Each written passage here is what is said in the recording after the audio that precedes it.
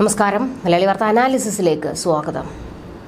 2 മാസത്തിനുള്ളിൽ നടക്കുന്ന ലോക്സഭാ തിരഞ്ഞെടുപ്പിൽ കേരളത്തിലെ 20 സീറ്റുകളിൽ ആരൊക്കെ വിജയിക്കും?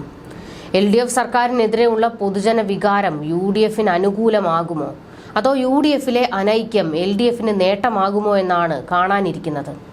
എങ്ങനെയും ജയിച്ചേ അടങ്ങൂ എന്ന മട്ടിൽ പോരിനിറങ്ങുന്ന BJP കേരളത്തിൽ ഒരു ലോക്സഭാ സീറ്റെങ്കിലും നേടി അത്ഭുതം സൃഷ്ടിക്കുമോ എന്നതാണ് രാജ്യം ഉറ്റുനോക്കുന്നത്. 2019 ലോക്സഭാ തിരഞ്ഞെടുപ്പിൽ കേരളത്തിൽ LDFനെ ഞെട്ടിച്ചുകൊണ്ട് UDF ചരിത്ര വിജയമാണ് നേടിയെടുത്തത്. ആലപ്പുഴ ഒഴികെയുള്ള 19 മണ്ഡലങ്ങളിലും UDF മിന്നുന്ന വിജയം നേടുക മാത്രമല്ല, അപ്രതീക്ഷിതമായി രാഹുൽ ഗാന്ധി വയനാട് മണ്ഡലത്തിൽ സ്ഥാനാർത്ഥിയായി എത്തുകയും ചെയ്തു. രാഹുലിന്റെ വരവ് കേരളത്തിൽ UDFന് വലിയ ആവേശം പകരുകയും ചെയ്തു. കേന്ദ്രത്തിൽ എങ്ങനെയും കോൺഗ്രസ് ഭരണം തിരിച്ചു വരണമെന്നേ മുസ്ലിങ്ങളുടെ പൊതുവികാരമാണ് UDFന് 2019 കരുത്തും കരുതലുമായി മാറിയത്. ക്രൈസ്തവ വിഭാഗങ്ങൾ മിഷൻ കേന്ദ്രങ്ങളിൽ BJP പ്രവർത്തകരുടെ ആക്രമണം ഭയന്ന് UDF സ്ഥാനാർത്ഥികൾക്കൊന്നടങ്കം വോട്ട് ചെയ്തതും UDFന് നേട്ടമായി. ആലപ്പുഴയിൽ UDFന്റെ അമിത വിശ്വാസവും ഷാനിമോൾ ഉസ്മാനെതിരെ കോൺഗ്രസിൽ ഒരു വിഭാഗത്തിന്റെ കാലുവാരലുമാണ് അവിടെ ആരിഫിന്റെ വിജയത്തിന് വഴിയൊരുക്കിയത്. UDF ഒരിക്കലും വിജയം പ്രതീക്ഷിക്കാത്ത ആലത്തൂരും പാലക്കാടും കാസർഗോഡും മിന്നുന്ന വിജയം നേടിയെന്നതാണ് കഴിഞ്ഞ തിരഞ്ഞെടുപ്പിലെ വിസ്മയ സംഭവങ്ങൾ.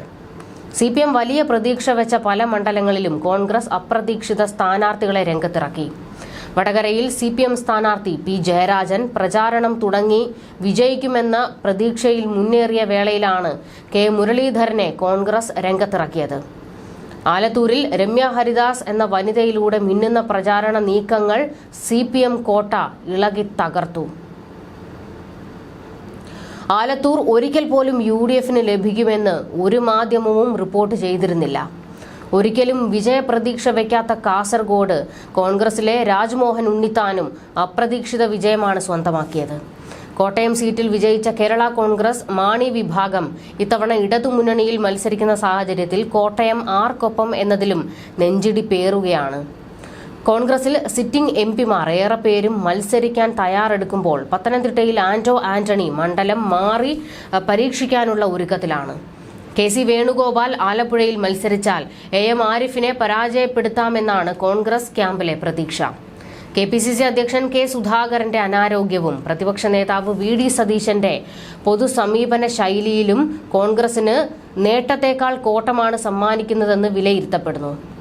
നിലവിലെ രാഷ്ട്രീയ സാഹചര്യത്തിൽ കേരളത്തിൽ 15 സീറ്റുകളിലേറെ UDF നേടുമെന്ന് തന്നെയാണ് നിഷ്പക്ഷമായി വിലയിരുത്താവുന്നത്. വടകര, എറണാകുളം, മലപ്പുറം, പൊന്നാനി, വയനാട്, ചാലക്കുടി, ഇടുക്കി, കോഴിക്കോട്, മാവേലിക്കര, കൊല്ലം, തിരുവനന്തപുരം സീറ്റുകളിൽ UDF ഏറെക്കുറെ വിജയം ഉറപ്പാക്കിയ മട്ടാണ്. കാസർഗോഡും ആലത്തൂരിലും സിറ്റിംഗ് MPമാരുടെ നിലപാടും സമീപനവും കോൺഗ്രസിന് കരുതലാണ്. 2 സീറ്റുകളും നിലനിർത്താനായാൽ അത് നേട്ടം തന്നെയാകും. ടെൻഷൻ ഇല്ലാത്ത വിജയം ഉറപ്പാക്കാൻ വയനാട്ടിൽ തന്നെ രാഹുൽ ഗാന്ധി മത്സരിക്കുമെന്നതിൽ ആർക്കും 2 പക്ഷമില്ല. കേരളത്തിൽ BJP ശക്തമായ പോരാട്ടം നടത്തുന്ന മണ്ഡലങ്ങളാണ് തൃശൂരും തിരുവനന്തപുരവും ആറ്റിങ്ങലും. തൃശൂരിൽ സുരേഷ് ഗോപിയെ മുന്നിൽ നിർത്തി BJP അമിത പ്രതീക്ഷയിൽ പ്രചാരണം തുടങ്ങിക്കഴിഞ്ഞു. ഇതിനൊപ്പം LDFൽ CPIയുടെ VS സുനിൽകുമാറും TN പ്രതാപനും മത്സരിക്കുന്ന സാഹചര്യത്തിൽ വിജയം പ്രവചനാതീതമാണ്. ആലപ്പുഴയിൽ AM ആരിഫിനെ പരാജയപ്പെടുത്താൻ കോൺഗ്രസിൽ നിന്ന് ആരിറങ്ങുമെന്നതാണ് കാത്തിരുന്ന് കാണേണ്ടത്.